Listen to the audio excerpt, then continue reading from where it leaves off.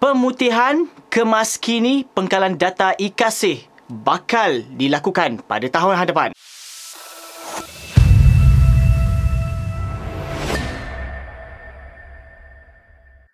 What's up guys, Assalamualaikum dan salam sejahtera kepada korang semua yang sudi menonton Saja Sembang. Aku Faizwan. So, episod kali ni tentang e-Kasih.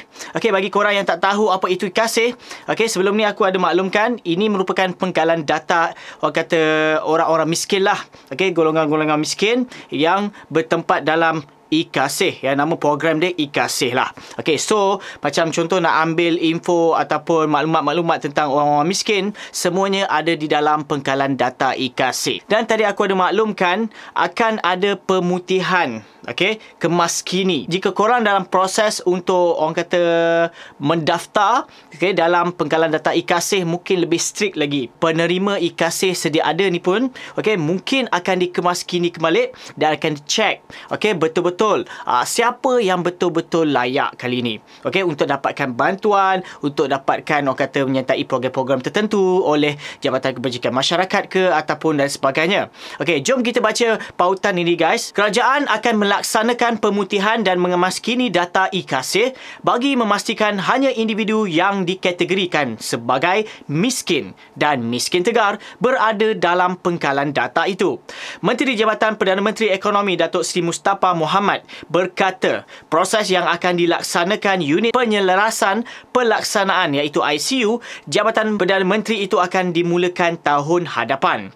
ICU akan melakukan pemutihan terhadap angka yang ada dalam senarai e-Kasih kerana angka ini penting untuk membolehkan kerajaan membantu mereka yang memerlukan, selain memastikan tidak ada rakyat yang layak tertinggal daripada menerima bantuan ini. Langkah ini juga selaras dengan hasrat kerajaan menjelang 2025. Kita dapat hapuskan golongan miskin tegar iaitu suami isteri dan 2 orang anak dengan pendapatan isi rumah 1,169 sebulan, katanya dalam sidang media di sini hari ini.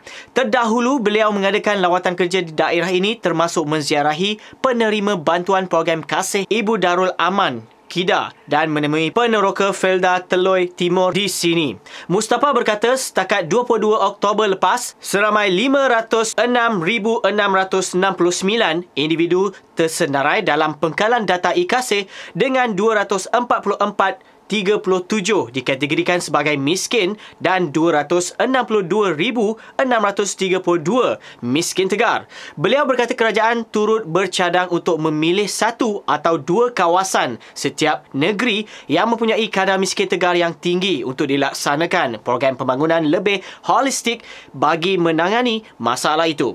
Jadi di Kedah ini kerajaan negeri mencadangkan supaya kita pilih 1 kawasan di SIG, kawasan yang ramai penduduknya miskin tegar, maka kawasan itu akan dilaksanakan kaedah baru program pembangunan secara holistik dan komprehensif, katanya. So, kesimpulan di sini, jika ada satu kawasan itu mempunyai orang kata miskin tegar yang agak banyak, agak kronik, maka cara ini yang akan dilakukan oleh kerajaan nanti. Dan juga bagi korang yang mungkin dalam proses untuk pendaftaran, okey, semakan dan sebagainya, berkemungkinan akan ada lebih strict lagi, lebih lama lagi prosesnya. Okey, sebab apa? Dia nak pastikan korang ni betul-betul layak. So, di sini objektif kerajaan sebenarnya dia nak hapuskan golongan-golongan miskin.